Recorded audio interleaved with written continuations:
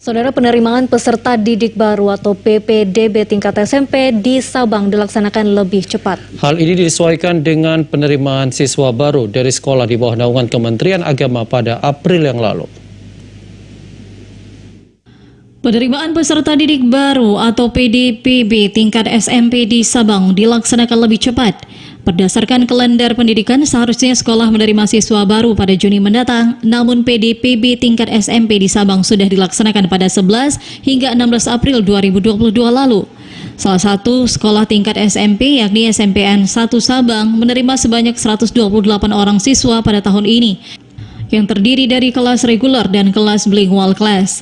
Menurut Kepala Sekolah SMPN 1 Kota Sabang, Azizah, penerimaan kelas bilingual ini baru kembali dapat dilaksanakan setelah pandemi mereda. Kuota kelas BC hanya sebesar 25% dari seluruh jumlah penerimaan siswa tahun ini. Sebenarnya kita kalau sesuai dengan kalender pendidikan, penerimaan siswa baru itu dilaksanakan pada bulan Juni 2022. Karena kita menyesuaikan dengan Madrasah Sanawiyah atau MSen, maka kita berdasarkan kebijakan dari Dinas Pendidikan dan Kebudayaan Kota Sabang, maka penerimaan siswa baru disamakan dengan sekolahnya MSen.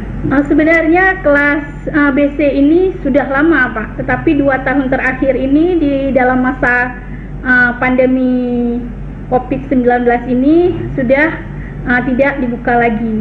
Tapi ini tahun ini kita buka kembali. Jadi sudah 2 tahun tidak buka kelas BC dan tahun ini kita membuka kembali.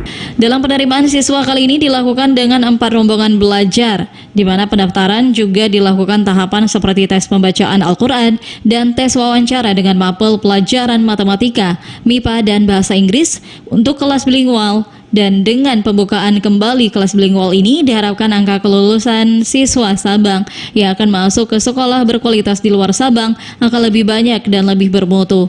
Dari Sabang, Mahfud, TVRI Aceh melaporkan.